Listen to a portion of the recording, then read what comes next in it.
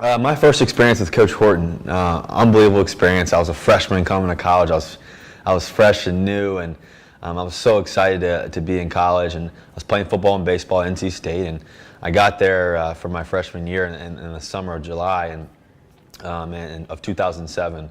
And I was one of those kids that just wanted to learn as much as I possibly could. And one of the first people that I met was Coach Horton, a man that was very, very intelligent, loved the game of football, had so much passion, and just always inspired players. And so within the first few months, Coach Horton and I and his wife, actually Maura, we became really good friends and developed this really strong relationship.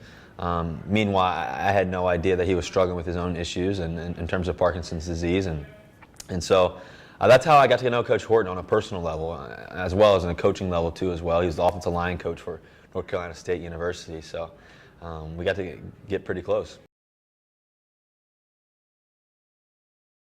Coach Horton inspired hope, in me personally, because I was going through my own situations. My dad was extremely sick. As soon as I got to NC State, my dad had diabetes.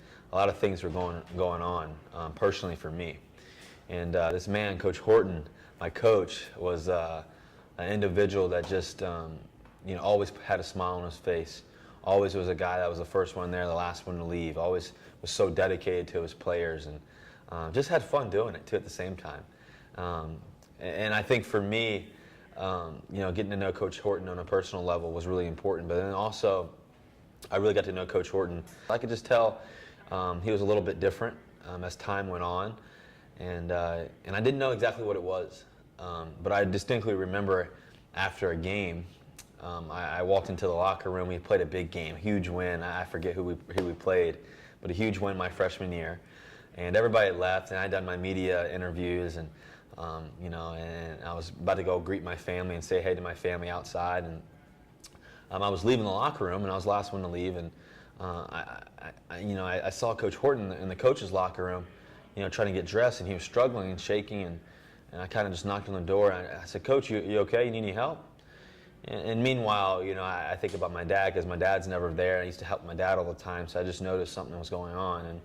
And so I walked into the room, and he's like, "No, Russ, I'm good.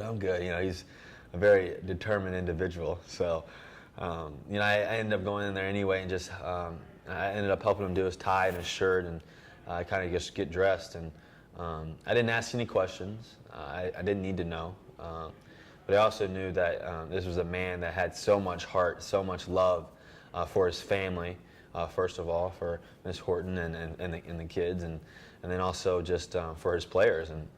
And so I just wanted to find a way to serve and help him in any way possible. And I didn't tell anybody what was going on. And the players didn't really recognize, because this man was just coming to practice every day, despite what was going on with his disease. And I just showed, how when you really believe in something, how you're mentally strong, it can inspire hope in others. And it definitely inspired hope in myself, personally, with my dad being sick, with my own self. I was playing 2 sports, and I was taking 18 credits every semester, and I was doing so much to try to be successful and graduate early. And then I have this man who's struggling with his life and struggling to, just to be able to maneuver and do his job. At the same time, he was still doing his job so well.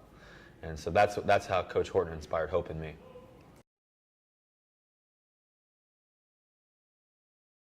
The team just completely, once the team found out, Coach Horton was pretty good at, playing smooth criminal, but once the team kind of found out that he was struggling, everybody just lifted him up, and we would do whatever we could do to help Maura and the daughter and the kids and Coach Horton. And so I think for us, I think we all got a sense of hope, and we all got a sense of, how can we help this individual? How can we serve? And that's what we did as players.